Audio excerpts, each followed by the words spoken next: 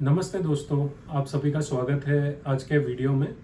आज हम लोग बात करेंगे फ्लाइंग मंकीज़ इस कॉन्सेप्ट के बारे में। फ्लाइंग मंकीज़ मतलब लिटरली देखा जाए तो हिंदी में उसका अर्थ होता है उड़ते हुए बंदर। लेकिन हम लोग हिंदी के ट्रांसलेशन की तरफ ना देखते हुए सिर्फ इंग्लिश के ट्रांसलेशन की तरफ, इंग्लिश के अर्थ की तरफ देखेंगे। तो साइकोलॉजी में एक नया कॉन्सेप्ट है फ्लाइंग मंकीज़, और ये फ्लाइंग मंकीज़ के बारे में ज़्यादा जानने के लिए हम लोग पहले इसके बैकड्रॉप में अलग अलग साइकोलॉजिकल टर्म्स के पहले तो मीनिंग समझेंगे, और फिर फ्लाइंग मंकीज़ को कैसे एक मैनिपुलेटर यूज़ करता है वो देखेंगे। सबसे पहले हम लोग जानेंगे नार्सिसिस्ट के बारे में। तो नार्सिसिस्ट कौन है?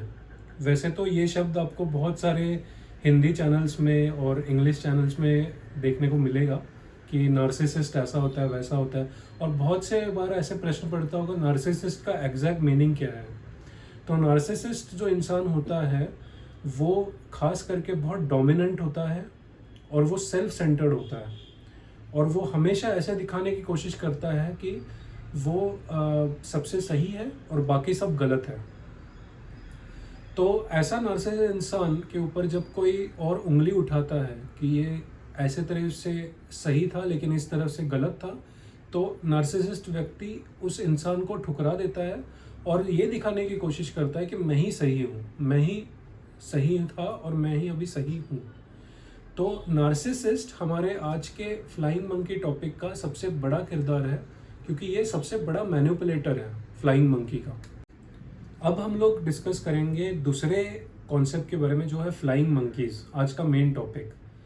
तो नार्सिसिस्ट जो मैनिपुलेटर होता है वो अक्सर जो जिसके ऊपर उसको मैनिपुलेशन करना है, जो विक्टिम है, उसके अगेंस्ट ऐसा कोई इंसान ढूंढता है कि जिसके अंदर कोई पर्सनालिटी फ्लॉ हो, या जिसके अंदर ऐसा कोई व्यक्ति कि जो उसके ऊपर एकदम से विश्वास रखे और उसको वो डिसीव कर पाए, डिसेप्शन से उसके मन को राज कर पाए कि हाँ मैं सही हूँ और जो सामने वाला विक्टिम है वो गलत है। तो ये होता है फ्लाइंग मंकी, कि जिसको नार्सिसिस्ट अपने टीम में ले लेता है ये बहला फुसला कर कि मैं सही हूँ और वो देख वो जो विक्टिम है वो गलत है। वो ये दिखाने की कोशिश कर रहा है कि वो कैसे सही है या कैसे निर्णय ले सकता है, लेकिन वो सही नहीं है।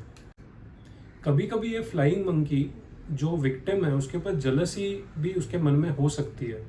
तो ऐसे जलसी हुए इंसान को नार्सिसिस्ट अपने टीम में ले सकता है और उसको और बहला फुसला कर वो विक्टिम को तंग कर सकता है, साइकोलॉजिकली हार्म कर सकता है। उसी तरीके से दोस्तों किसी विक्टिम के पेरेंट्स हो या नार्सिसिस्ट के पेरेंट्स हो या विक्टिम के रिलेटिव्स हो, उसके दोस्त हो, उसके वर्क प्लेस में लोग हों, उनको वो एज अ फ्लाइंग मंकी के रूप में अगेंस्ट द विक्टिम यूज़ कर सकता है। अपना जो एजेंडा है वो थ्रू करने के लिए वो उन फ्लाइंग मंकीज़ का यूज़ करके इसकी जो पूरी तरह से कॉन्फिडेंस है और सेल्फ एस्टीम है वो पूरे तरह से चकनाचूर कर सकता है, और ये उसको मजबूर कर सकता है सोचने में विक्टिम को कि नार्सिसिस्ट ही सही है या फिर नार्सिसिस्ट ही सही चीज़ें कर सकता है। अब हम लोग ये समझने की कोशिश करते हैं कि नार्सिसिस्ट ये सब चीज़ें क्यों करता है विक्टिम के साथ। देखिए दोस्तों, नार्सिसिस्ट को अपने विक्टिम को गलत साबित करना है सबके सामने, उसका कैरेक्टर असैसिनेशन करना है, उसके पर्सनालिटी के ऊपर उंगली उठाना है, उसके डिसीजंस के ऊपर उंगली उठाना है। इससे दो चीज़ें हासिल होंगी नार्सिसिस्ट को। एक कि वो जो व्यक्ति है वो खुद के ऊपर डाउट करने लग जाएगा और अपने आप उसकी कॉन्फिडेंस ब्रेक हो जाएगी, और नार्सिसिस्ट यहाँ पे विजेता हो जाएगा क्योंकि वो ऑलरेडी विक्टिम का कॉम्पिटिटर है।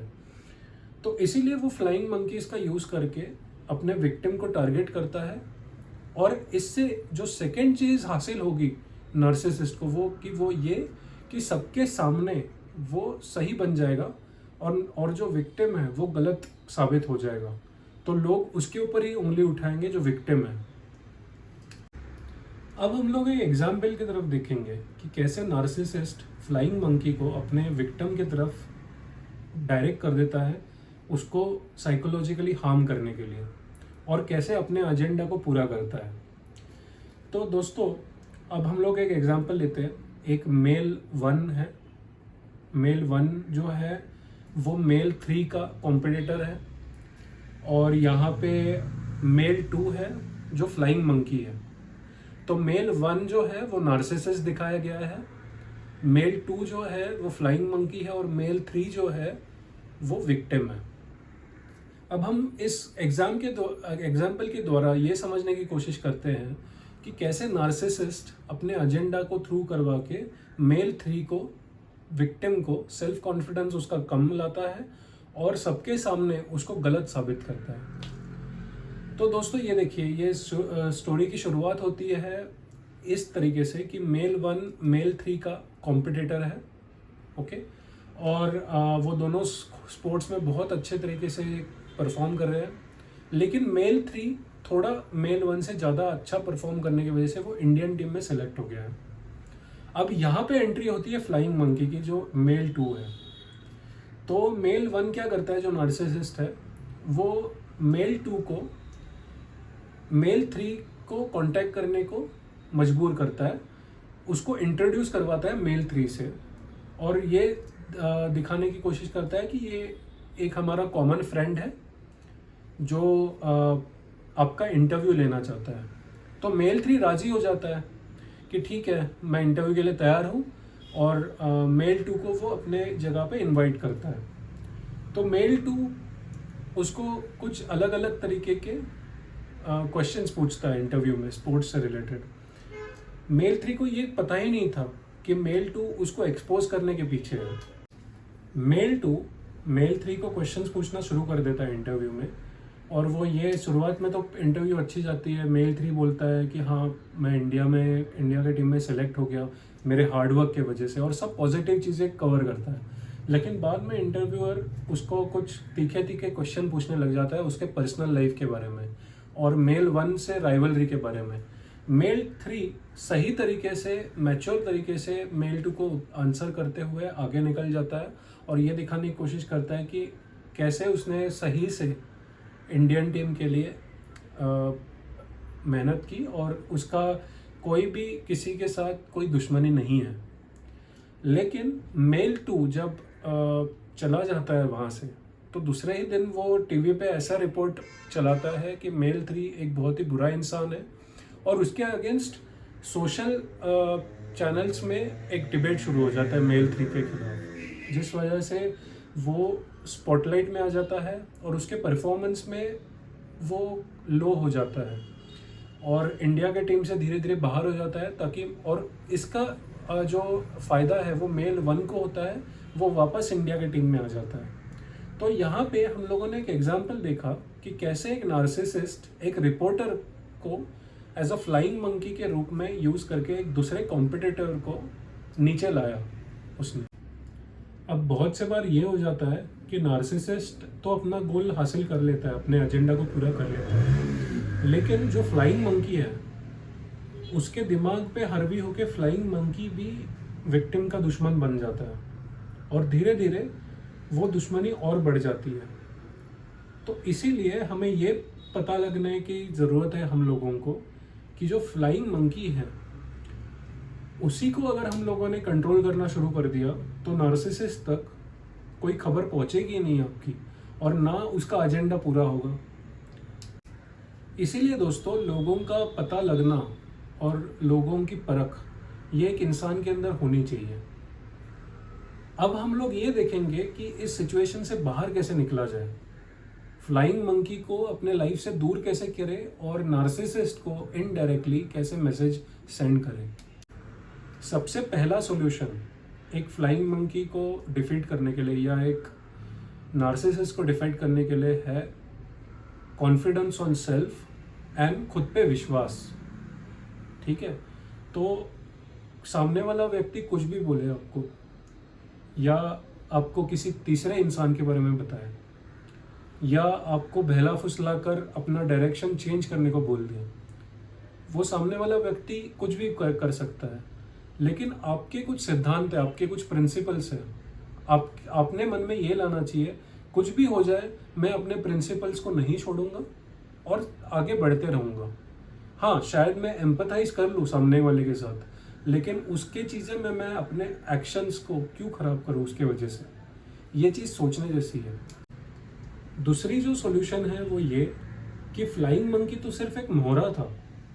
अगर आप लोगों को ये पता चल गया कि नार्सिसिस्ट कौन है इन एक्शंस के पीछे, तो आप डायरेक्टली उस नार्सिसिस्ट को कन्फ्रंट करके बता सकते हो कि ये सब चीज़ें जो वो करने की कोशिश कर रहा था वो आपको समझ में आ गई है, तो प्लीज़ स्टॉप दिस थिंग।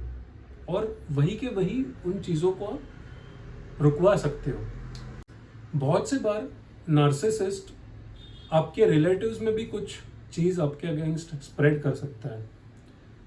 ये एक उदाहरण मैं इसलिए दे रहा हूँ क्योंकि ये चीज़ें हमारे समाज में बहुत सारी चीज़ें देखने में मिल रही है कि हमारे रिलेटिव्स में से ही कोई किसी के कान भर देता है और ये बता देता है कि ये व्यक्ति तो ऐसा ही है। और ऐसे कभी कभी हो सकता है कि आप एक फंक्शन में चले गए एक फैमिली के, और वहाँ पे आप सबसे बात करने की कोशिश कर रहे हो। बहुत से रिश्तेदार ऐसे हैं कि जिनसे आप पहले बहुत अच्छे संबंध आपके थे, लेकिन वो रिश्तेदार बिकॉज ऑफ सम रीज़न आपसे अच्छे से बात नहीं कर रहे हैं, और आपको एंड तक ऐसे लगता रहता है ये रिश्तेदार मेरे साथ अच्छे टर्म्स पे था, अभी एकदम से किसको क्या हो गया।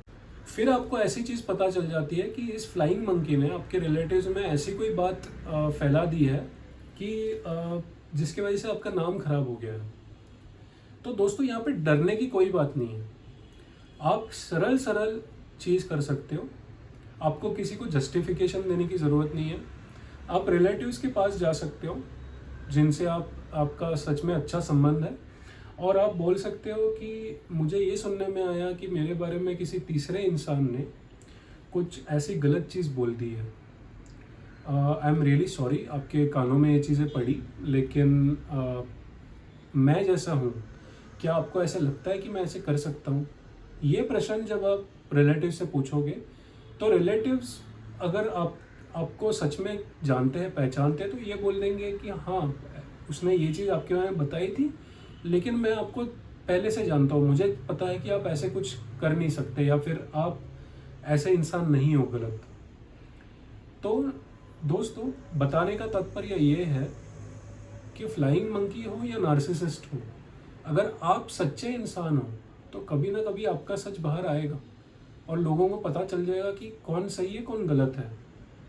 तो दोस्तों, यही लाइफ है कि विदाउट मैनिपुलेशन रहो, अच्छे से रहो, खुश रहो, और सबको समझने की कोशिश करो कौन आपके लाइफ में मसीहा बन के आया है और कौन आपके लाइफ में सिर्फ आपके लाइफ को बिगाड़ने के लिए या ट्रबल करने के लिए आया है आपको। थैंक यू दोस्तों। तो दोस्तों, मेरा यही प्रयास रहेगा इसके आगे कि नए नए साइकोलॉजिकल टर्म्स के बारे में मैं बताते रहूं। इसकी शुरुआत मैंने पिछले वाले वीडियो से की है, आप प्लीज़ जाके देखिए वो वाला वीडियो गैस लाइटिंग के ऊपर, और आज का मैंने बनाया है फ्लाइंग मंकीज़ के ऊपर, और इसके आगे मैं ऐसे ही नए नए टर्म्स के ऊपर बनाते रहूँगा। थैंक यू दोस्तों। तो लाइक, शेयर और सब्सक्राइब करना मत भूलिए।